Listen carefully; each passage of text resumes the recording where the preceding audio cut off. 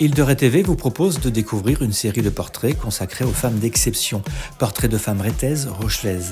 Des femmes qui se retrouvent là où on ne les attend pas par rapport à leur situation de départ et qui ont une démarche proactive. Certains pensent que la femme moyenne qu'ils croisent dans la rue ou qui s'occupe des enfants ne peut pas être exceptionnelle. Car pour être exceptionnelle, il faut être célèbre sur la scène locale, nationale ou mondiale. Cet argument est faux car de nombreuses femmes sont exceptionnelles dans leurs efforts pour ne jamais cesser d'apprendre et d'élargir leur vision du monde.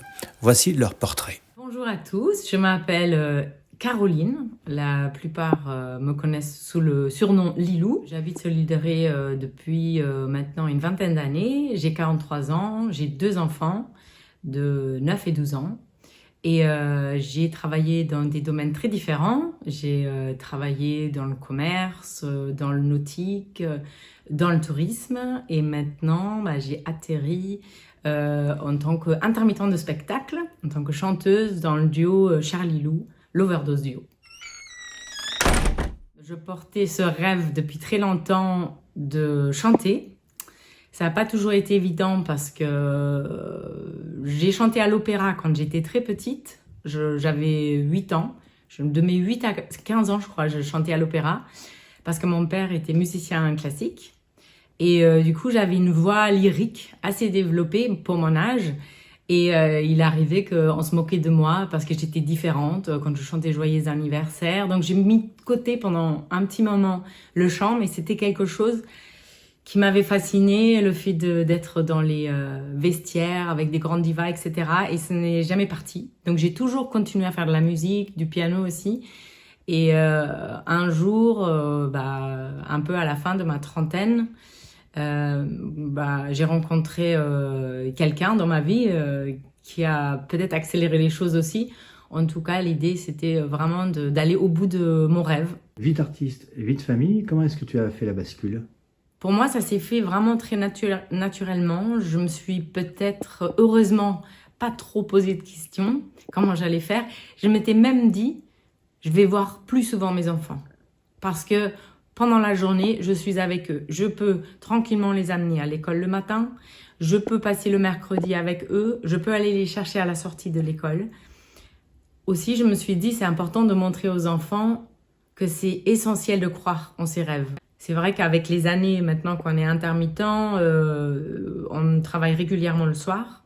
Et c'est vrai que du fait que je suis allemande d'origine et que j'ai toute ma famille qui vit très très loin, à 1500 km de moi, j'ai personne vraiment de ma famille sur qui je peux compter pour garder les enfants. Ça, c'est un peu compliqué. Je peux pas compter sur mon mari non plus ou mon compagnon parce que je travaille avec lui. Les enfants, ils sont bien intégrés aussi dans un cercle d'amis et régulièrement, j'ai des mamans qui m'aident pour prendre les enfants.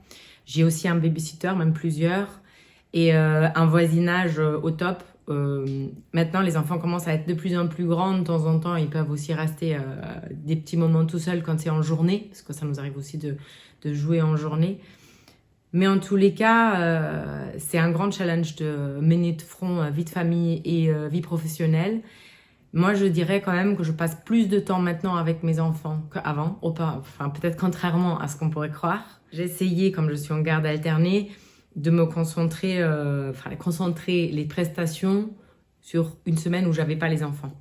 Donc j'avais une semaine où je pouvais travailler à fond et une semaine où j'étais à fond avec les enfants. Là maintenant, c'est vrai qu'on est rentré dans un rythme où on peut pas toujours refuser sur les semaines avec les enfants et ça reste du Tetris, du jonglage. Ce que j'aime avec le métier aujourd'hui, c'est que je trouve que des fois dans le monde tout va plus vite et c'est un peu un monde de fous qui nous entoure. Je pense qu'il y a beaucoup de gens qui s'accordent à dire ça. Apprendre une ligne de basse à jouer, ça rend heureux, quoi, en fait. C'est tout bête, mais c'est le temps que... Il n'y a aucun ennui, jamais. Non.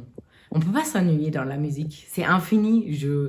Je saurais jamais chanter des grands riffs de jazz, des trucs que j'aimerais... Enfin, j'ai jamais assez de temps, en fait, de me consacrer à la musique. Et dès qu'on fait une semaine de résidence et j'apprends des nouvelles choses, on peut écrire.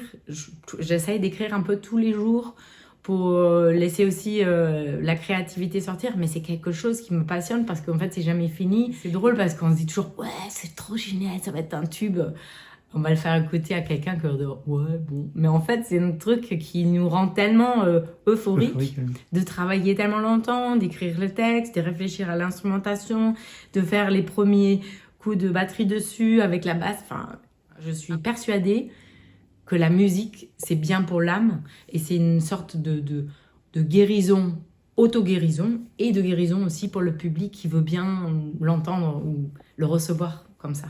Dans ma vie, j'ai pu avoir des expériences difficiles, traumatisantes, des changements de vie, changements de pays, de travail, d'amoureux, des histoires plus ou moins difficiles.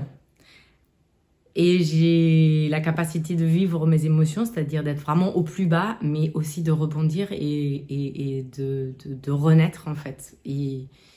Et aujourd'hui, je pense que je me sens épanouie vraiment dans mon travail. Je ne pensais pas être à ce point auquel je suis aujourd'hui il y a 10 ans, mais j'ai réussi à rebondir. Je ne me laisse pas abattre. Je suis une femme d'exception parce que je pense que je suis capable de faire les phrases les plus longues qui existent et de parler sans m'arrêter. Et en quelle langue? En français ou en allemand?